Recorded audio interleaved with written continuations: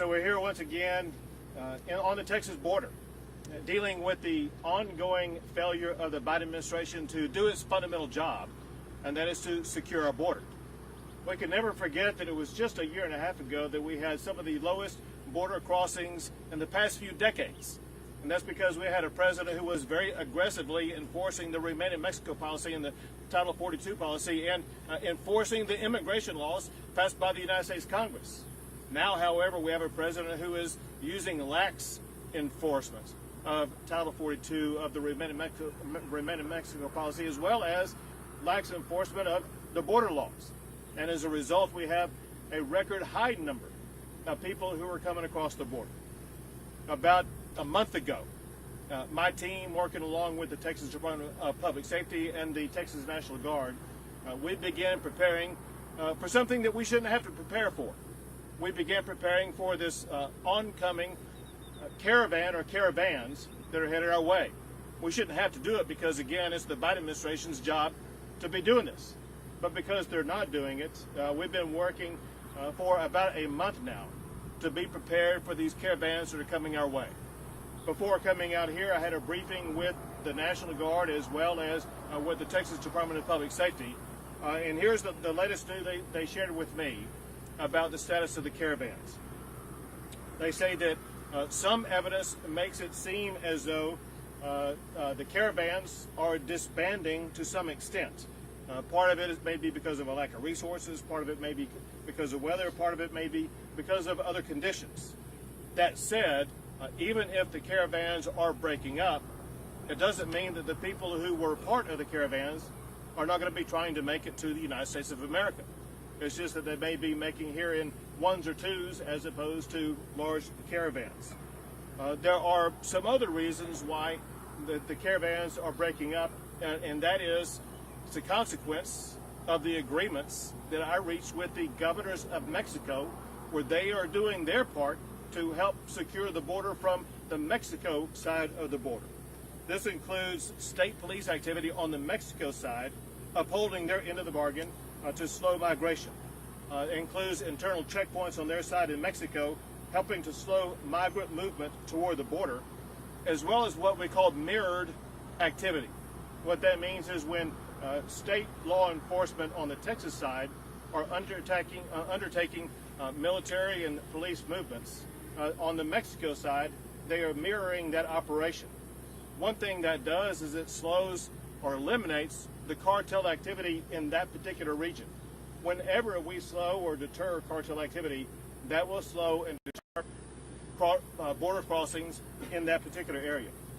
The National Guard and DPS are working also on an intensified strategy, and that is to block as many low water crossings as possible.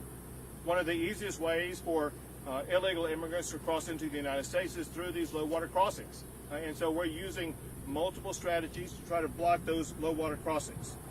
And we're also working on, or let's say the National Guard and DPS are working on mass migration rehearsals.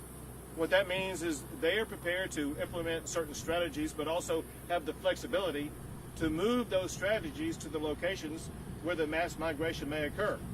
It may be that we are fully prepared at this particular bridge to block migration in this particular area, and the cartels learn about that, and they may try to move their activity to a different region. What that means is that we need to have the flexibility to move our resources to another region to make sure that we can block the crossings in that particular region.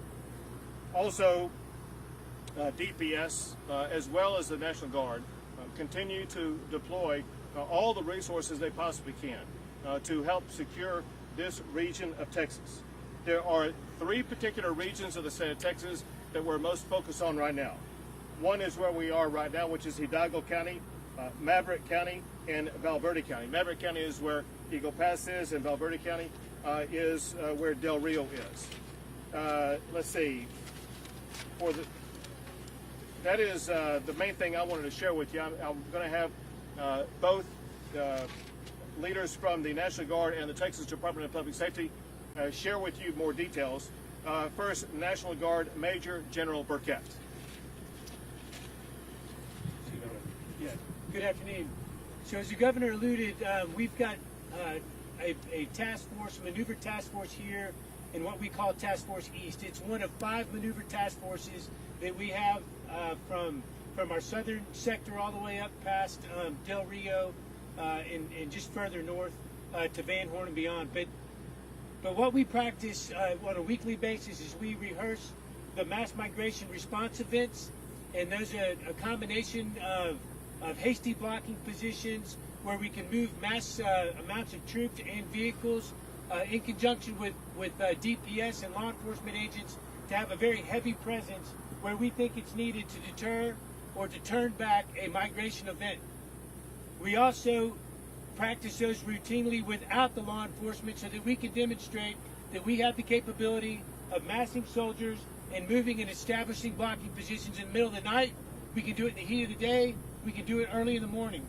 We conduct boat operations both here in Eagle Pass and in Del Rio as well, provide that deterrence and that early detection and warning along the river.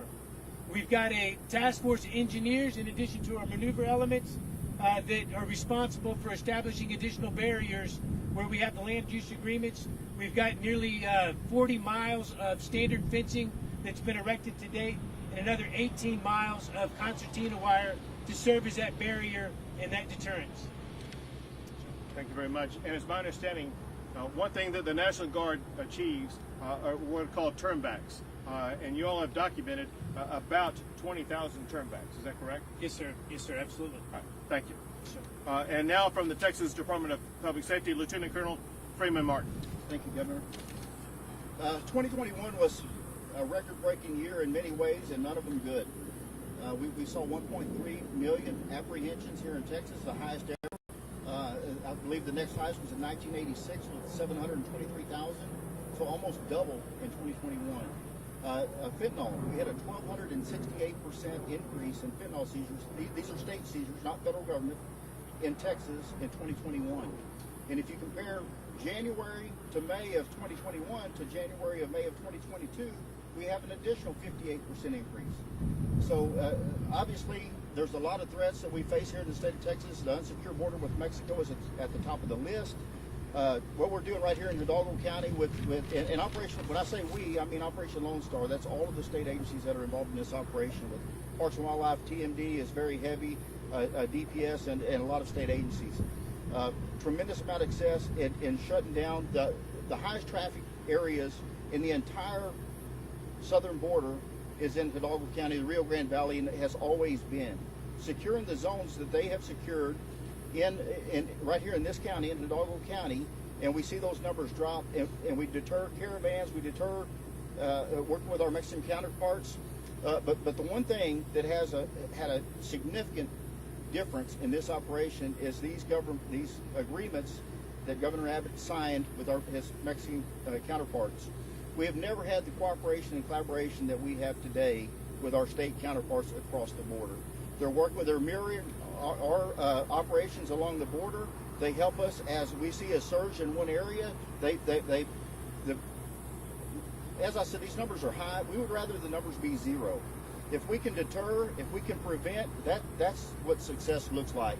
And working with our counterparts on the other side of the river, we're for the first time seeing the cooperation and collaboration like we've never seen before. So thank you for that, Governor, and that's all I have. Thank you. I want to go back and emphasize a point that he just made, and it's the seizure of fentanyl. So Operation Lone Star and the Texas Department of Public Safety over the past year have seized almost enough fentanyl to kill every man, woman, and child in the entire United States of America. The reason why that must be underscored is that is fentanyl that got past Border Patrol. If it were not for Operation Lone Star, the Texas Department of Public Safety, and Texas law enforcement, that would be fentanyl on the streets in the United States, killing Americans across our country. And it just goes to show the way that the Biden administration and their approach to not securing the border is exposing to Americans across the entire country to deadly fentanyl. With that, we'll be happy to take a few questions. Governor, the caravans have been dismantled, but the migrants are still moving forward, getting ready to receive many thousands more. The shelters are going to be also packed again. How are we going to respond? So a point that you made is the information that we are getting is that to a large extent the large caravans are being disbanded. However, that does not mean that the people who were part of those caravans will not continue to try to make their way to the border. Our response is the same, and that is we will be utilizing every tool and strategy that we can to make sure that illegal immigration will not be able to take place. DHS is now thinking about moving migrants to Los Angeles, Albuquerque, Houston, and Dallas, something that you at one point were doing as well. Well, what DHS needs to do is their job. Their job is to enforce the laws passed by the United States Congress. That would mean to stop the illegal immigration from occurring in the first place. It would mean not tying the hands of ICE, not tying the hands of the Border Patrol officers, but rather unleashing them to do their job. Governor, new CBP numbers show that there have been 50 people on the terror watch list arrested here at the southern border just this fiscal year alone. That's more than the last 5 years combined. Your reaction to that? That's one of the most reprehensible things the Biden administration is doing. So you talked about 50 people on the terrorist watch list who've been apprehended. What you did not mention is all of those on the terrorist watch list who got away. If you're on the terror watch list, you will be spending more money to the cartels to try to evade being caught. So what that means is there's a high probability that there are a lot of people on the terror watch list who've come into the United States. This is the president's job, national security. And our national security is at risk because of all these terrorists who are on the watch list who may have come across the border. The president of the United States is failing in his most fundamental duty, and that is to keep our nation safe. Governor, your initiative to send migrants by bus to Washington. We see a new report that shows that over $1.6 million has been spent on this initiative. Where's the money coming from? How much more are you going to spend, and how is that working out? So first, I will tell you this. I wish we weren't sending anybody anywhere. And the only reason why we're having to put people on buses and send them to Washington, D.C. is because the Biden administration is not only not doing their job, but the Biden administration is apprehending people who cross the border illegally and then dumping them in cities that have no capability of handling them whatsoever. And it's those cities and small towns along the Rio Grande and along the border that need our help to move those migrants elsewhere. And so we're doing our part to try to help our local communities. We're hoping that meaningful parts of the funding will continue to come from donations. People can help out by going to an online site, borderbus.texas.gov, to contribute. But the bottom line is this. We will continue to alleviating the costs that local governments would otherwise have to be responsible for had it not been for the Biden administration's open border policies. Still willing to hire some Border Patrol agents like in your... 100%. And listen, again, it's despicable. These Border Patrol agents who were on those horses, who were using the reins to control those horses, have been completely exonerated by all law enforcement agencies. And yet, the Biden administration, it still seems intent on punishing those Border Patrol officers. As governor, I'd be more than happy, I'd be honored to have those Border Patrol officers be a part of the Texas team to secure the border. 2 more questions? President Biden has never been to the border. Would you invite him? We have demanded that Joe Biden come to the border, and not for a candy-coated tour. He needs to see the struggles of what people in Del Rio are dealing with. He needs to see the ranches that have been ripped apart by the illegal immigration that he has allowed. He needs to talk to the people whose lives have been completely disrupted. He needs to talk to angel moms who have lost a child because of an illegal immigrant in the United States of America. He needs to see firsthand the chaos that he has caused. Last question? We have seen, of course, like on the news, videos and everything, what's happening here, not only here in the valley, but all in the border. Do you think he's just not paying attention or just pretending not to see what is actually happening here at the border? Remember that Joe Biden campaigned on the promise of open border policies. The chaos that you are talking about that we're seeing on our border is chaos that Joe Biden promised when he campaigned for president of the United States. And the American people are fed up with it. The people in the Rio Grande Valley, the people who live in border communities, many of whom may have supported Biden as president, now want to reject him as president because they cannot stand what his open border policies are doing to their state and to their country. Great, thank you guys. Thank you all.